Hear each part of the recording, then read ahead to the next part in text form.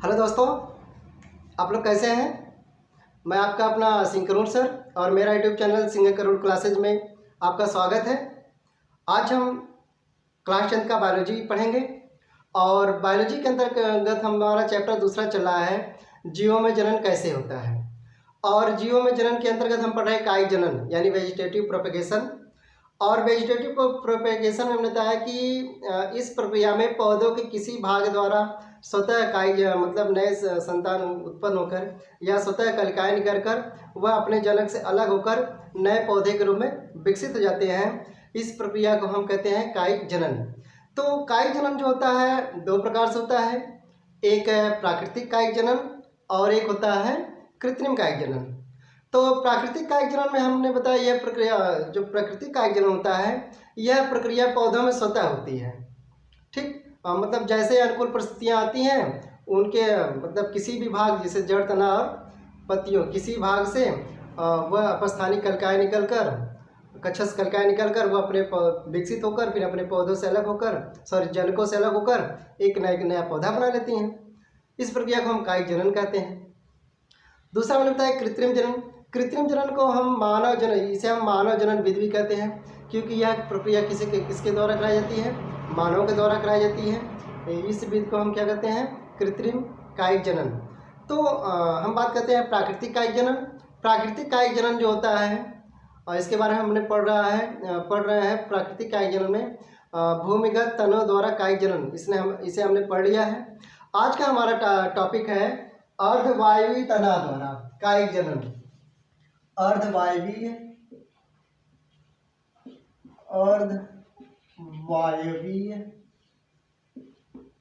तना द्वारा प्राकृतिक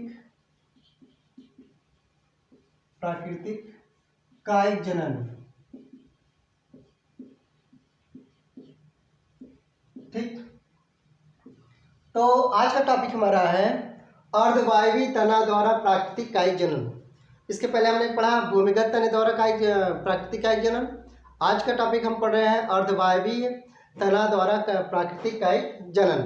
तो अर्धवायवीय में इस प्रक्रिया में होता क्या है कि इस प्रकार के कायिक प्रवर्धन में कि तना के तना होता है भूमि के समांतर क्या करता है, क्षैतिज वृद्धि करता है।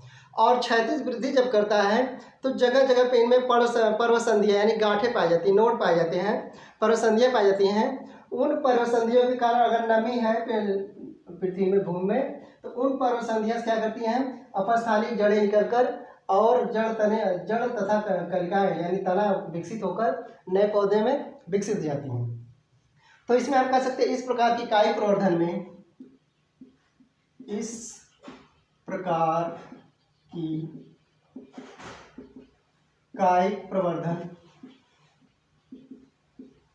की कायिक प्रवर्धन में तना वृद्धि में तना क्षैतिज या तना वृद्धि किस प्रकार करता है, तना भूमि के समान, तना जो होता है भूमि के क्षैतिज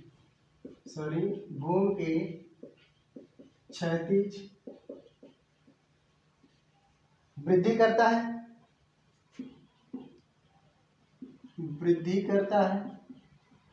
ठीक, अब क्या होता है कि प्रत्येक तने क्या होता है, पर्वसंधियां होती हैं। प्रत्येक तना में पर्वसंधियां होती हैं।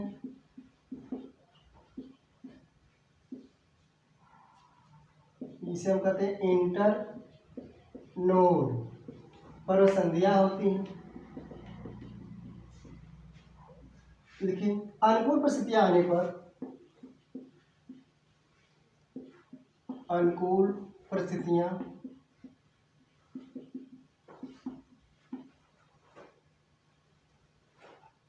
अनुकूल वातावरण में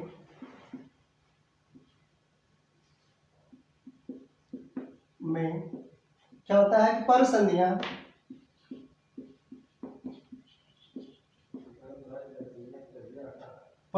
विकसित होकर नया पौधा बनाती हैं।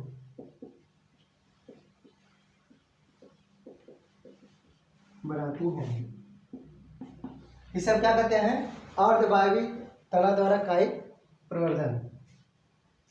ठीक, तो ये पौधा बनाती ये विधियाँ जो होती हैं ये निम्नलिखित प्रकार के होते हैं।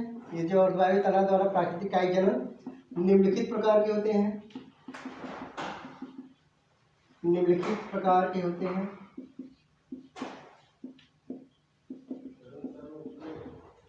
निम्नलिखित प्रकार के होते हैं। तो ये निम्नलिखित प्रकार के होते हैं। पहला हम देखते हैं इसमें ऊपरी भूस्तरीय। इसमें जो पहला है ऊपरी भूस्तरीय, यानी इसे हम क्या कहते हैं, रनर कहते हैं। ठीक, अब देखिए होता क्या है कि इस प्रकार की जनन प्रक्रिया में या जनन की इस प्रक्रिया में जो पौधे होते हैं इनकी जो तना जो होती हैं क्या होती हैं, इनकी जो तना होती है ना वह क्या होते हैं, कमजोर और विसर्पी होती हैं। कमजोर और विसर्पी होते हैं और प्रत्येक तने में क्या होते हैं, पर्वसंधियाँ पाई जाती हैं। और ये पर्वसंधियाँ क्या होती हैं, विकसित, यानी कि पर्वसंधियों से जड़ें निकलकर और तना निकलकर एक पौधे के रूप में विकसित होती हैं। जैसे हम सपोज दैट बात करते हैं कि मान लीजिए कोई पौधा है, ठीक, ये भूमि है और भूमि से ये निकल रहा है पौधा, ठीक, ऐसा निकल रहा है। तो ये जो होता है इनकी जो शाखाएं होती हैं, पौधे जो शाखाएं निकल रही हैं यह क्या होती है, कमजोर और विसर्पी निकलती हैं। तो कमजोर निकलती हैं, कमजोर होती हैं तो इसलिए क्या होती है, ये जमीन से चिपकी रहती हैं और जहाँ जहाँ ये चिपकती हैं इस तरह, ठीक, और जब धरती तो नमी होने के कारण क्या होता है कि इन जगहों से पर्वसंधियाँ निकल आती हैं। ऐसे अपस्थानिक से पर्वसंधियों से क्या होता है, ये जड़ें, अपस्थानिक जड़ें और तना विकसित हो जाते हैं इस प्रकार। तो इस प्रकार से हम कह सकते हैं कि यह प्रक्रिया क्या करती है, ऊपरी भूस्तरीय करती है, मतलब ऊपरी मतलब भूमि के ऊपर क्षैतिज वृद्धि करती हैं। यह जो होता है किसके से वृद्धि करती हैं, क्षैतिज वृद्धि करती हैं, भूमि के समांतर वृद्धि करती हैं। और जगह यह कहाँ होती है, कमजोर होने का क्या है, जमीन से चिपक जाती हैं, लगी रहती हैं और नमी जब पाती हैं तो इन जो नोड होते हैं, जो गांठें इनमें पाई जाती हैं, पर्वसंधियाँ जो पाई जाती हैं, इन पर्वसंधियाँ क्या होती हैं कि पर्वसंधियों से अपस्थानिक जड़ें निकलती हैं जो नीचे धंस जाती हैं भूमि में, और ऊपर क्या होता है कि शाखाएं निकल आती हैं। तो यह प्रक्रिया क्या कराती है, ऊपरी भूस्तरीय। इसमें हम एग्जाम्पल क्या दे सकते हैं, हम इसमें एग्जाम्पल दे सकते हैं दूब घास, दूब घास, खट्टी बूटी,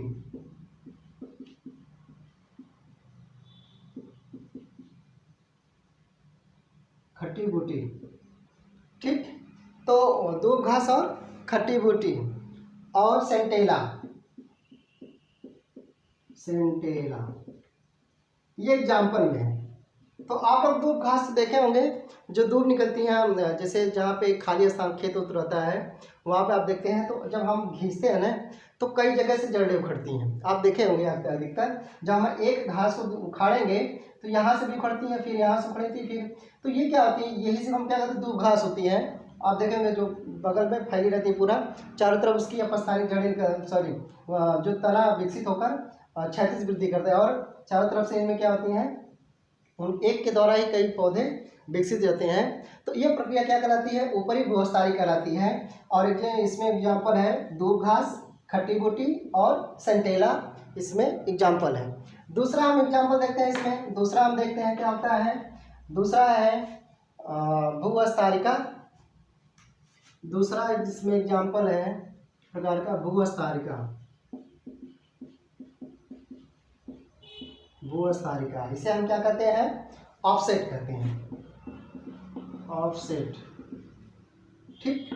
भूस्तरीय यह प्रक्रिया जो होता है, जो जल निमग्न पौधे होते हैं, यानी कि वे पौधे जिनकी जड़ें क्या होती हैं, पानी के नीचे धसी, मतलब पानी के नीचे होती हैं और इनके जो तना होते हैं वह पानी के ऊपर तैरते रहते हैं।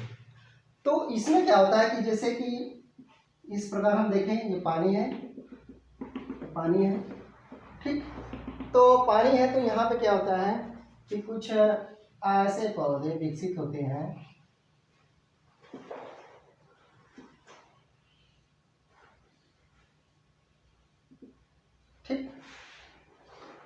आप ऐसे पौधे के लगभग पहचान रहे होंगे, इस पौधे के लगभग पहचान रहे होंगे। अब क्या होता है कि इसमें जो होती हैं जड़ें निकली होती हैं, अंदर पानी के नीचे धंसी होती हैं। अब ये जड़ें क्या होती हैं, एक तरफ जाती हैं दूसरी तरफ, और यहाँ से फिर ठीक इस प्रकार जाकर यहाँ से फिर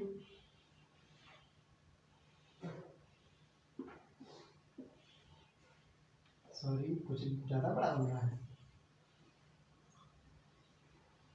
इस प्रकार ये विकसित रहती हैं और इस प्रकार, और यहाँ से ये निकलती हैं।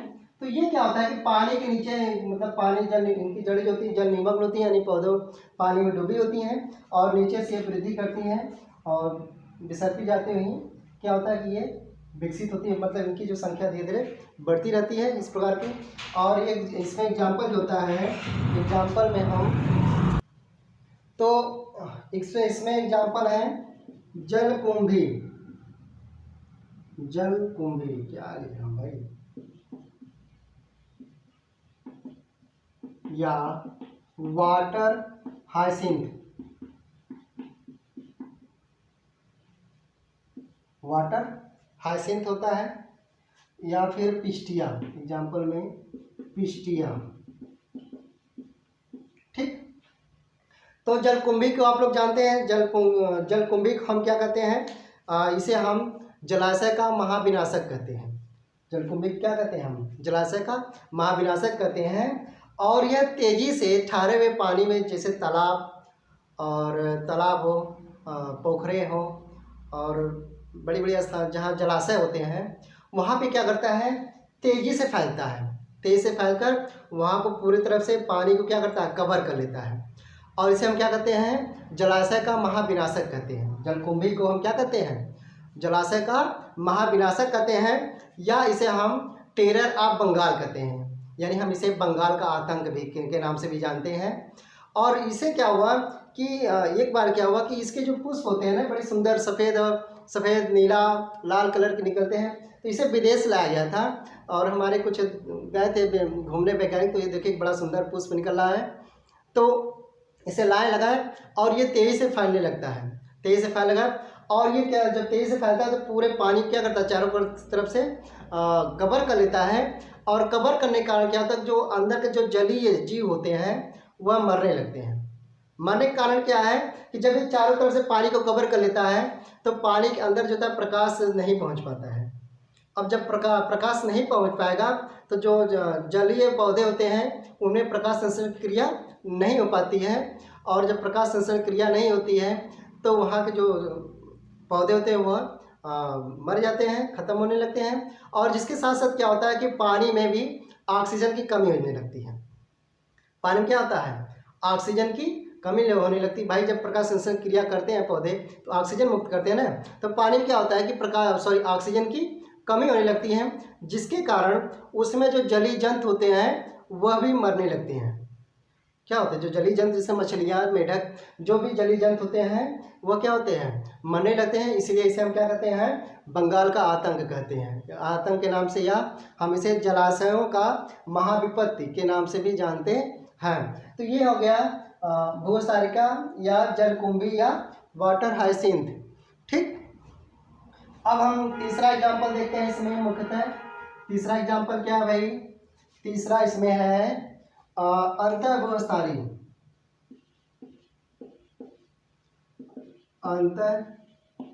अंतःभूस्थानी, ठीक, इसे अंग्रेजी में क्या कहते हैं भाई, शकर।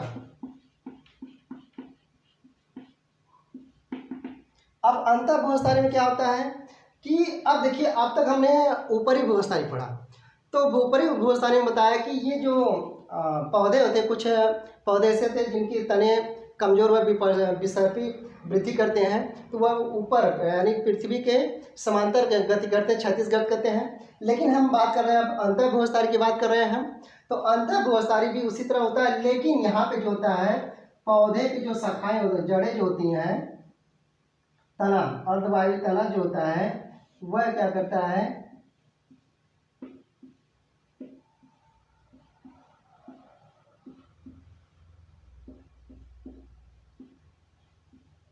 ज़्यादा स्पष्ट।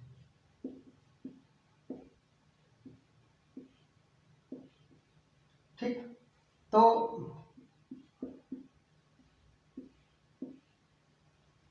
ठीक, तो पौधे जो जो जड़ें होती हैं, नीचे जो तना होता है, यह भू अंतःभूस्थानी, मतलब भूमि के नीचे क्या होता है, जो भूमि होती है भूमि के नीचे ही वृद्धि क्षैतिज वृद्धि करता है, और क्षैतिज वृद्धि करते हुए और इनसे क्या होता है कि अपस्थानिक परसंधियाँ निकलती हैं, और इन परसंधियों से क्या होता है यहाँ से निकलकर यह क्षैतिज वृद्धि करता हुआ एक नए पौधे के रूप में विकसित हो जाता है।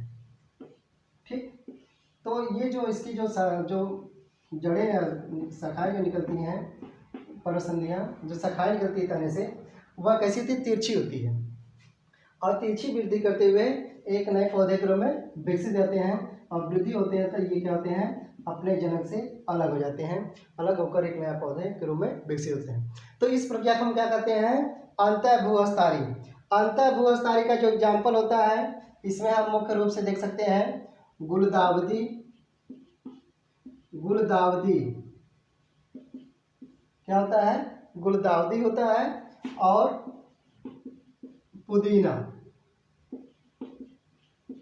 ठीक, तो गुलदावदी और पुदीना में इस प्रकार के कायिक जनन होते हैं, और इस कायिक जनन को हम क्या कहते हैं, अंतःभूस्थारी। अंतःभूस्थारी यानी सकर कहते हैं अंग्रेजी में। अंतःभूस्थारी हमने कहा कि जिस प्रकार ऊपरी भूस्थानी क्या होता है कि पौधे जो संधियाँ होती हैं, जो तने निकलकर पौधे के भूमि से ऊपर क्षैतिज वृद्धि करते हुए इस प्रकार से जड़ें निकलती है, लेकिन यहाँ पे क्या होता है कि भूमि के नीचे क्षैतिज वृद्धि करते हुए, और इनके जो तने वाले भाग होते हैं, इन तनों से क्या होता है, परसंधियों से अपस्थानिक जड़ें निकलकर और शाखाएं निकलकर एक नए पौधे के रूप में विकसित हो जाती हैं, और इस प्रक्रिया को हम क्या कहते हैं, अंतःभूस्थारिका कहते हैं, या अंतःभूस्थारी कहते हैं। और इसमें एग्जाम्पल है गुलदावदी और पुदीना। इसमें एग्जाम्पल क्या क्या है, गुलदावदी और पुदीना। ठीक, अब हम चौथे की बात करते हैं। चौथा क्या होता है, चौथे को हम भूस्थारी कहते हैं।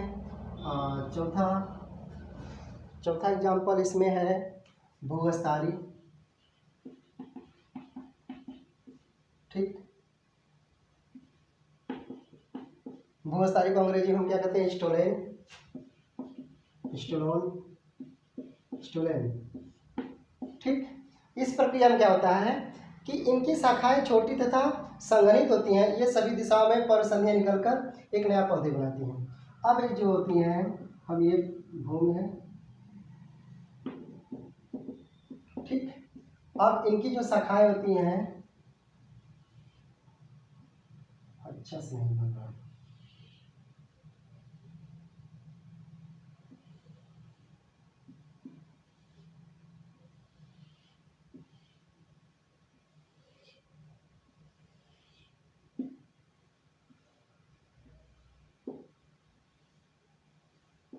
ठीक, तो यहाँ से क्या होता है,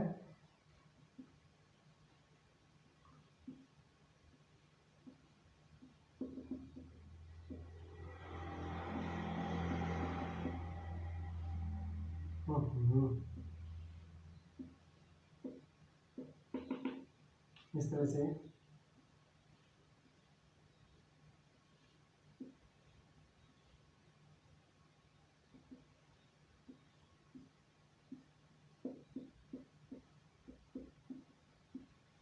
ठीक, तो इस तरह निकलती हैं, इनसे शाखाएं निकलकर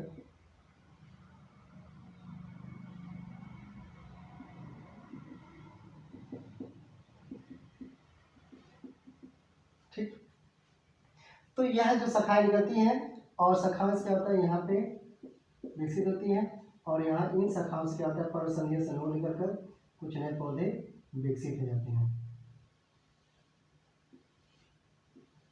ठीक,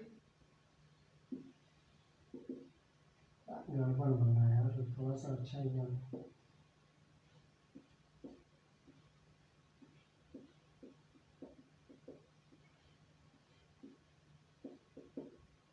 ठीक, इस प्रकार करती हैं।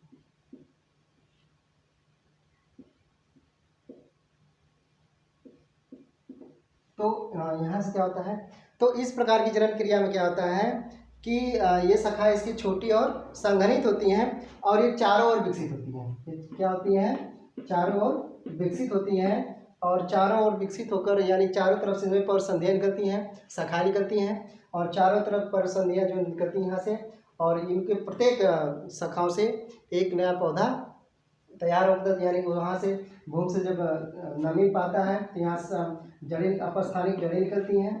कौन सी जड़ें, अपस्थानिक जड़ें, और वहाँ से तने विकसित होकर एक नए पौधे को ये जब विकसित जाते हैं तो ये अलग हो जाता है। इस प्रकार से प्रत्येक पौधों से कई कई पौधे तैयार होते हैं। तो इस प्रक्रिया को हम क्या कहते हैं, भूविस्तारी कहते हैं। क्या कहते हैं इस प्रक्रिया को, विस्तार यानी स्टोलेन कहते हैं। तो यह प्रक्रिया हो गई अर्धवायवी तने द्वारा प्राकृतिक कायिक जनन। अब हम बात करते हैं दूसरा, जड़ों द्वारा प्राकृतिक कायिक जनन। अब हमारी जो बात होगी अब हम क्या पढ़ेंगे, जड़ों द्वारा प्राकृतिक कायिक जनन।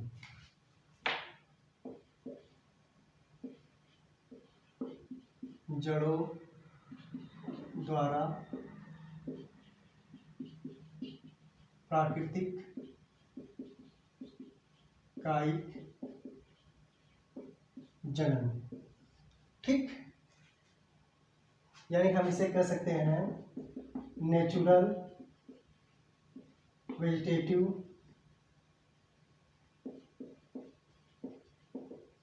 Propagation by root. ठीक, तो इस प्रक्रिया में क्या होता है कि जड़ों द्वारा कायिक प्रवर्धन क्या होता है, कुछ पौधे में जो मूल होते हैं, जो जड़ें होती हैं, और इन जड़ों से क्या होता है कि अपस्थानिक जड़ें निकलकर जो जड़ें होती हैं जब अनुकूल परिस्थितियां आती हैं तो इन जड़ों में जो मूल कायिक प्रवर्धन होता है इसमें क्या होता है, मूल जड़ें ही कायिक प्रवर्धन करके, यानी कि इसमें जो कोई पौधा होता है तो इसमें जो जड़ें होती हैं वो कायिक प्रवर्धन करके क्या होता है कि और कायिक प्रवर्धन करके रूपांतरित होती है। किसमें रूपांतरित होते हैं, नए पौधे के रूप में रूपांतरित होकर एक कई नए पौधे बनाते हैं। तो इस प्रक्रिया क्या कहते हैं हम, जड़ों द्वारा कायिक प्रवर्धन, यानी कि कुछ पौधों में मूल यानी कि जड़ कायिक प्रवर्धन में रूपांतरित होते हैं तथा इन पौधों में अनुकूल परिस्थितियां आने पर इन जो कायिक जो भाग होता है इनसे अपस्थानिक जड़ें निकलती हैं। जैसे मान लीजिए हम एग्जाम्पल में ले लेते हैं इसमें शकरकंद। क्या लेते हैं भाई, शकरकंद का हम बात करते हैं एग्जाम्पल में, शकरकंद। तो एग्जाम्पल में हम लेते हैं शकरकंद। तो शकरकंद आप देखे होंगे कुछ इस प्रकार होता है।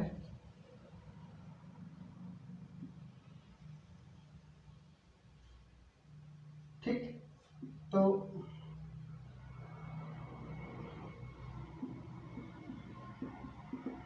ठीक, तो शकरकंद जो होता है जब इनमें अनुकूल परिस्थितियां आती हैं, जब इन जड़ों में ये जड़ होता है, ये क्या होता है, पौधों का जड़ होता है, और जब इनमें अनुकूल परिस्थितियां आती हैं तो प्रत्येक जड़ों से यहाँ से कच्छस कलिकाएं निकलकर एक नए पौधे के रूप में विकसित हो जाती हैं।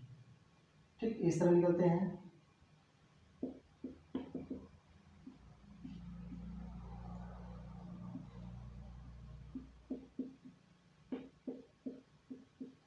ठीक, तो इस प्रकार हम कह सकते हैं। तो इस प्रकार क्या होता है, इस प्रक्रिया हम क्या कहते हैं, जड़ों द्वारा प्राकृतिक कायिक जनन कहते हैं। यानी कि जो मूल होता है, जड़ होता है, और जब अनुकूल परिस्थितियां आने पर इनके कायिक ये क्या होते हैं कि जो जड़ें होते हैं कायिक प्रवर्धन के रूप में कायिक प्रवर्धन करके और किसमें रूपांतरित हो जाते हैं, इनसे नए पौधे के रूप में रूपांतरित हो जाते हैं। और इस प्रक्रिया को हम क्या कहते हैं, जड़ों द्वारा कायिक प्रवर्धन। इसमें एग्जाम्पल है शकरकंद है, और क्या भाई, सतावर है, सतावर और डहेलिया है, डहेलिया। इसमें एग्जाम्पल क्या क्या है, शकरकंद है, सतावर है और डहेलिया है। ठीक, तीसरा हम देखते हैं, इसमें हेडिंग है तीसरा हमने कहा पत्तियों द्वारा कायिक जनन। पत्तियों द्वारा प्राकृतिक प्राकृतिक काई जनन।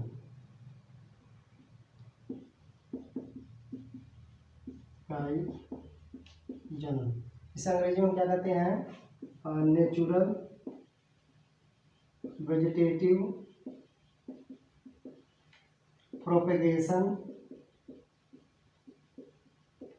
By leaf. ठीक, बाय लीफ, LEAVE। तो इसे हम क्या कहते हैं? Natural vegetative propagation by leaf. तो कुछ पौधे ऐसे होते हैं, कुछ पौधों के पत्तियों के किनारे पर अपस्थानिक कलिकाएं होती हैं। कुछ पौधों के पत्तियों के किनारे क्या होती हैं? अपस्थानिक कलिकाएं पाई जाती हैं, और ये कलिकाएं विकसित होकर नए पौधे के रूप में उत्पन्न होती हैं। तो हम कह सकते हैं जैसे कि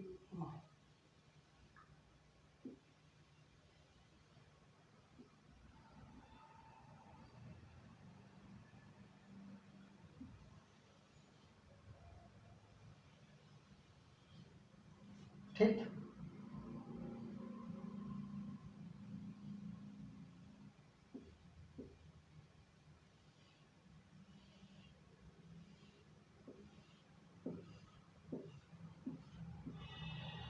ठीक, ये पत्तियां होती हैं, और इन पत्तियों पे क्या होता है? किनारे किनारे पे क्या होती हैं? कक्षा से कलिकाएं निकलती हैं। अनुकूल परिस्थितियां आने पर, कब? अनुकूल परिस्थितियां जब आती हैं तो यहाँ पे क्या होती हैं? कक्षा से कलिकाएं निकल आती हैं, और यही कक्षा से कलिकाएं क्या होती हैं? विकसित होकर नए पौधे बनाती हैं। तो यहाँ से जो होती हैं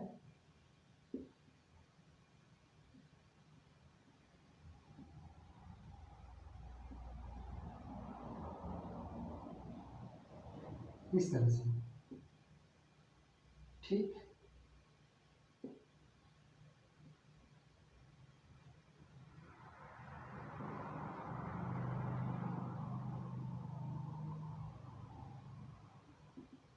इस तरह से जगह जगह से क्या होती हैं? कक्षा से कलिकाएं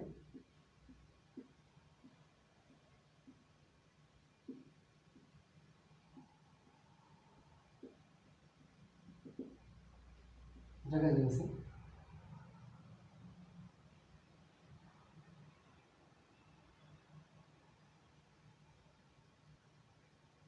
ठीक।